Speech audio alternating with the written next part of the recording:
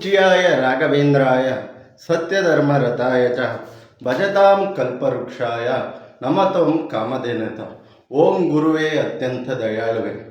ರಾಯರಿದ್ದಾರೆ ರಾಯರಿದ್ದಾರೆ ರಾಯರಿದ್ದಾರೆ. ಸ್ನೇಹಿತರೆ ಕ್ಷಮೆ ಇರಲಿ. ಅಕ್ಷಯ ತೂತಿ ದಿನದ ವಿಡಿಯೋ ಮಾಡಬೇಕು ಅಂದರೆ ಏನು ಮಾಡೋದು, ಕೆಲಸ ಮಾಡಿಕೊಂಡು ಅದರಲ್ಲೂ ಏನೋ ಒಂಚೂರು ಜೀವನದಲ್ಲಿ ಇದು ಕೈ ಹಿಡಿಬೋದು, ನಮ್ಮನ್ನು ಜೀವನ ನಡೆಸ್ಬೋದೇನೋ ಈ ಯೂಟ್ಯೂಬ್ ಮಾಧ್ಯಮದ ಮೂಲಕ ಅನ್ನೋದ್ರಿಂದ ಒಂದು ಕೆಲಸದ ಒತ್ತಡದ ಮಧ್ಯೆನೂ ಒಂದು ಪ್ರಯತ್ನ. ನಿಮ್ಮ ಆಶೀರ್ವಾದ, ನಿಮ್ಮ ಪ್ರೀತಿ ಸದಾ ಇರಲಿ. ಹಾಗೂ ರಾಯರ ಆಶೀರ್ವಾದ ನಿಮ್ಮ ಕುಟುಂಬದ, ನಿಮ್ಮ ಮಕ್ಕಳ ಮೇಲೆ, ಎಲ್ಲರ ಮೇಲೆ. ನನ್ನ ವಿಡಿಯೋ ನೋಡಿದವರು ನೋಡದೇ ಇದ್ದರು ಪ್ರತಿಯೊಬ್ಬರು ಮೇಲೂ ಗುರುರಾಯರ ಆಶೀರ್ವಾದ ಸದಾ ಇರಲಿ ಅಂತ ಹೇಳ್ತಾ ನಾನು ಇವತ್ತಿನ ವಿಡಿಯೋ ಮುಂದುವರಿಸ್ತಾ ಇದ್ದೀನಿ. ಬನ್ನಿ. ಮಂತ್ರಾಲಯದಲ್ಲಿ ಇವತ್ತು ರಾಯರಿಗೆ ಮೂಲ ರಾಮದೇವರು ತ್ರೇತಾಯುಗದಲ್ಲಿ ಕುತ್ತಂಥ ಶಿಲೆ ಎಲ್ಲಿ ರಾಯರಿಗೆ ಬೃಂದಾವನ ಮಾಡಿರೋದು. ಅಂಥ ರಾಯರ ಮಠದಲ್ಲಿ ಇವತ್ತು ಗಂಧಲೇಪನ ನಡೆದಿದೆ. ಗಂಧಲೇಪನ ವೈಶಾಖ ಮಾಸದಲ್ಲಿ, ಅಂದರೆ ಈ ಬಿಸಿಲ ಬೇಗೆಯಲ್ಲಿ ಒಂದು ಭಗವಂತನಿಗೆ ಒಂದು ಸೇವೆ, ತಣ್ಣಗಿರಲಿ. ಈಗ ಹೇಗೆ ಮಕ್ಕಳಿಗೆ ತಾಯಿ ನನ್ನ ಮಗ ತಣ್ಣಗಿರಲಿ ಅಂದರೆ ಎಣ್ಣೆ ಹಚ್ಚುತ್ತಾರೋ ಆ ರೀತಿ ಬೃಂದಾವನಕ್ಕೆ ಗಂಧಲೇಪವನ್ನು ಗುರುಗಳ ಕೈಯಿಂದ ಆಗುತ್ತೆ. ಗಂಧಲೇಪನ ತಣ್ಣಗಾಗಲಿ ಅಂತ ಬೃಂದಾವನಕ್ಕೆ ಗಂಧಲೇಪನ ಮಾಡ್ತಾರೆ. ಆದರೆ ಎಂದೂ ರಾಯರು ಅದನ್ನು ತನ್ನ ಶ್ರೀಹರಿಗೆ ಪಾದಕ್ಕೆ ಸಮರ್ಪಣೆ ಮಾಡ್ತಾರೆ. ರಾಯರು ಯಾವುದೇ ಒಂದು ಒಡವೆ ವಸ್ತ್ರ ಯಾವುದೇ ಹಾಕಲಿ ಶ್ರೀಹರಿ ಸಮರ್ಪಣೆ ಅಂತ ಹೇಳ್ಬೋದು ಅನಿಸುತ್ತೆ. ಗ್ರಂಥ ಪುರಾಣಗಳಲ್ಲೂ ಅದೇ ರೀತಿ ಉಲ್ಲೇಖ ಇದೆ. ಅಂಥ ರಾಯರಿಗೆ ಗಂಧಲೇಪನ ಮಾಡೋದು ತಂಪಾಗುತ್ತಲ್ಲ, ಆ ತಂಪು ಅನ್ನೋದು ರಾಯರ ಆಶೀರ್ವಾದ ರೂಪದಲ್ಲಿ ಎಲ್ಲ ಭಕ್ತಾದಿಗಳಿಗೂ ಸಿಗುತ್ತೆ. ಎಲ್ಲ ಭಕ್ತಾದಿಗಳು ಆ ತಂಪು ಅನ್ನೋ ಗಂಧಲೇಪನದ್ದು ಸಿಗುತ್ತೆ. ಸ್ನೇಹಿತರೆ, ನೀವು ಮಂತ್ರಾಲಯಕ್ಕೆ ಹೋಗಿ ರಾಯರ ಆಶೀರ್ವಾದ ಪಡ್ಕೊಳ್ಳಿ, ರಾಯರ ಪ್ರೀತಿ ಪಡ್ಕೊಳ್ಳಿ, ರಾಯರ ಪ್ರೇಮ ಪಡ್ಕೊಳ್ಳಿ. ಇಂಥ ಬ್ರಹ್ಮಕರಾರ್ಚಿತ ಮೂಲ ರಾಮದೇವರು ಪೂಜಿಸಿರುವಂಥ ನಮ್ಮ ಮಂತ್ರಾಲಯ ಬ್ರಹ್ಮಕರಾರ್ಚಿತ ಅಂದರೆ ಸ್ವಯಂ ಬ್ರಹ್ಮದೇವರು ಪೂಜಿಸಿರುವಂಥ ವಿಗ್ರಹ, ಸ್ವಯಂ ರಾಮದೇವರು ಪೂಜಿಸಿರುವಂಥ ವಿಗ್ರಹ, ಅರ್ಜುನ ಕೃಷ್ಣಾದಿಗಳು ಪೂಜಿಸಿರುವಂಥ ವಿಗ್ರಹಗಳಿದ್ದಾವೆ. ಮಂತ್ರಾಲಯಕ್ಕೆ ಹೋದಾಗ ನೀವು ಎಲ್ಲೋ ತಿರುಗಿ ಅಲ್ಲಿ ಕೂತು ಇಲ್ಲಿ ಕೂತು ಸೆಲ್ಫಿ ವಿಡಿಯೋ ಮಾಡಿ ಮತ್ತೊಂದು ಫೋಟೋ ತಿಕ್ಕೊಂಡು ಬರೀ ರೀಲ್ಸಲ್ಲಿ ಮುಳುಗೋಗ್ಬೇಡಿ. ಪ್ರತಿದಿನ ಮೂಲ ರಾಮದೇವರ ಪೂಜೆ ನಡೆಯುತ್ತೆ, ಆ ಶ್ರೀಹರಿಯ ಪೂಜೆ ನಡೆಯುತ್ತೆ. ಬ್ರಹ್ಮಕರಾರ್ಚಿತ ಅನ್ನೋ ಲೆಕ್ಕ ಹಾಕಿ ಪರಮಾತ್ಮ ಭಕ್ತಾದಿಗಳೇ, ಯಾವ ಕಾಲದ್ದು ಲಕ್ಷಾಂತರ ಕೋಟಿ ವರ್ಷದಂತೂ ನಮ್ಮ ಜೀವಮಾನ ಕಾಲದಲ್ಲಿ ನಾವು ಮಂತ್ರಾಲಯದಲ್ಲಿ ಅದನ್ನ ಕಣ್ತುಂಬ್ಕೊಂತಿದ್ದೀವಿ ಅಂದರೆ ಅದು ನಮ್ಮ ಯಾವ ಜನ್ಮದ ಪುಣ್ಯ ಅನಿಸುತ್ತೆ, ಆ ಶ್ರೀಹರಿ ಇಚ್ಛೆ ಅನಿಸುತ್ತೆ, ಗುರುರಾಯರ ಆಶೀರ್ವಾದ ಅನಿಸುತ್ತೆ. ಹಾಗಾಗಿ ಮಂತ್ರಾಲಯಕ್ಕೆ ಹೋದರೂ ನೀವು ಮೂಲ ರಾಮದೇವ್ರ ಪೂಜೆ ಪ್ರತಿದಿನ ನಡೆಯುತ್ತೆ.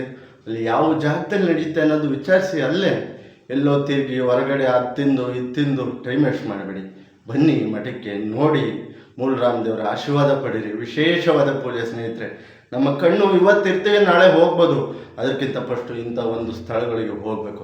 ಅದು ನಮ್ಮ ಮಂತ್ರಾಲಯದಲ್ಲಿ ಭಕ್ತಾದಿಗಳಿಗೋಸ್ಕರ, ವಯಸ್ಸಾದವರಿಗೆ, ಬಾಣಂತಿಗೆ, ಸಣ್ಣ ಮಕ್ಕಳಿಗೆ ವಿಶೇಷವಾದ ಕ್ಯೂ ಲೈನ್ ಮಾಡಿದ್ದಾರೆ, ವಿಶೇಷವಾದ ವ್ಯವಸ್ಥೆ ಮಾಡಿದ್ದಾರೆ. ಬೇರೆ ಎಲ್ಲೂ ಸಿಗೋಲ್ಲ ಆ ರೀತಿ ವ್ಯವಸ್ಥೆಗಳು ಮಾಡಿದ್ದಾರೆ. ಭಕ್ತಾದಿಗಳಿಗೊಂದು ಚೂರು ನೋವಾಯಿತು ಅಂದರೆ ನಮ್ಮ ಸುಬೇಂದ್ರ ತೀರ್ಥ ಗುರುಗಳು ಮನಸ್ಸು ಕಲಗುತ್ತೆ. ನನಗೆ ಯಾರೋ ಒಬ್ಬರು ಹೇಳಿದ್ದು, ಬರೀ ಮಳೆಗಾಲ ಎಲ್ಲ ಅದ್ರ ಟೈಮಲ್ಲಿ ಸ್ನಾನ ಮಾಡೋಕ್ಕೆ ಜಾಸ್ತಿ ದುಡ್ಡು ತಾಂತ ಇದ್ದಾರೆ ಅಂತ ಒಂದು ಭಕ್ತಾದಿಗಳು ಕಂಪ್ಲೇಂಟ್ ಹೇಳಿದ ತಕ್ಷಣ ಆ ಗುರುಗಳು ಅವರು ಇದೇ ಕ್ಯಾನ್ಸಲ್ ಮಾಡಿ ಇನ್ನೆಲ್ಲ ಫ್ರೀ ಮಾಡಿದ್ದಾರೆ.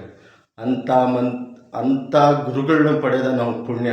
ಅಷ್ಟೇ ಅಲ್ಲ, ಭಕ್ತಾದಿಗಳಿಗೂ ಇನ್ನೂ ಹೆಚ್ಚಿನ ರೀತಿಯಲ್ಲಿ ಎಲ್ಲ ವಸತಿ ವ್ಯವಸ್ಥೆಗಳನ್ನು ಮಾಡ್ತಾಯಿದ್ದಾರೆ. ಯಾಕೆಂದರೆ ಮೊದಲೆಲ್ಲ ಕಮ್ಮಿ ಇರ್ತಿತ್ತಂತೆ, ಇವತ್ತು ಮಿನಿಮಮ್ ಅಂದರೂ 25-30 ಸಾವಿರ ಜನ ಇದ್ದೇ ಇರ್ತಾರಂತೆ. ಅಂದರೆ ಒಂದು ಸರಿ ಹೆಚ್ಚಿಗೆ ಜನ ಬಂದಾಗ ಅವರು ಅದು ನೀವು ಅಡ್ಜಸ್ಟ್ ಮಾಡಿಕೊಂಡು ಆ ಸಮಯ ನೀವು ಅಡ್ಜಸ್ಟ್ ಮಾಡ್ಕೊಂಡು ಹೋಗಬೇಕು. ಅಂಥ ಗುರುಗಳು ಪಡೆದಂಥ ನಾವು ಪುಣ್ಯರು. ಗುರುಗಳ ಬಗ್ಗೆ ನಾವು ಏನು ಹೇಳೋಕ್ಕೆ ಅವ್ರ ಕಾಲು ಧೂಳಿಲ್ಲ ಸಮಯ ಇಲ್ಲ, ಆದರೆ ಕಣ್ಣಾರೆ ನೋಡಿರ್ತೀವಲ್ಲ ಅದನ್ನು ಹೇಳ್ಬೋದು. ಎಂದೂ ಒಂದು ಭೇದ ಭಾವ ಇಲ್ಲ. ನಮ್ಮ ಮಂತ್ರಾಲಯಕ್ಕೆ ಹೋಗಿ ನನಗೆ ಆದ ಅನುಭವ, ನನ್ನ ಕಣ್ಣಲ್ಲಿ ಸಮೇತ ನೋಡಿದನು, ಎಂದೂ ಜಾತಿ ಭೇದ ಭಾವ ಮಾಡಿಲ್ಲ. ನೀನು ಈ ಜಾತಿ, ನೀನು ಆ ಜಾತಿ, ಎಂದೂ ಭೇದ ಭಾವ ಮಾಡಿಲ್ಲ. ಎಲ್ಲರನ್ನೂ ಒಪ್ಕೊಂಡು ರಾಯರು ತಪ್ಪಂತಾರೆ.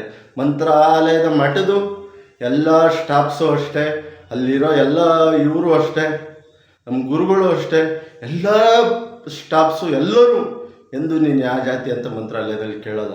ಎಲ್ಲರೂ ರಾಯರ ಸೇವೆ, ರಾಯರ ಮಕ್ಕಳು, ರಾಯರ ಮಕ್ಕಳು, ರಾಯರ ಮಕ್ಕಳು ಅಷ್ಟೇ. ಸ್ನೇಹಿತರೆ, ಮತ್ತೆ ಲಾಸ್ಟಿಗೆ ಹೋಗ್ತಾ ಹೇಳ್ತಾ ಇದ್ದೀನಿ ವಿಡಿಯೋದಲ್ಲಿ, ಮಠವನ್ನು ನಾವು ನಮ್ಮ ಮಠ ಅಂತೇಳಿರಿ. ಹೋದಾಗ ಸ್ವಚ್ಛತೆ ಇಡಿ. ನದಿ ಹತ್ರ ಹೋದಾಗ ನೀವು ದಯವಿಟ್ಟು ಕೈ ಮುಗಿದು ಕೇಳ್ತೀನಿ, ನಿಮ್ಮ ವಸ್ತ್ರಗಳನ್ನು ಅಲ್ಲೇ ಬಿಡಿ. ಆ ಪದ್ಧತಿ ಎಲ್ಲೂ ಇಲ್ಲವಂತೆ, ವಸ್ತ್ರಗಳು ಬಿಡ್ತಾ ಅನ್ನೋದು. ತಪ್ಪು ಮಾಡಿ ಆ ವಸ್ತ್ರಗಳನ್ನ ಬಿಡಬೇಡಿ. ದಯವಿಟ್ಟು ಸ್ವಚ್ಛತೆ ಕಾಪಾಡಿ. ನಮ್ಮ ಮಠದ ಪ್ರಸಾದವನ್ನೇ ಸ್ವೀಕರಿಸಿ.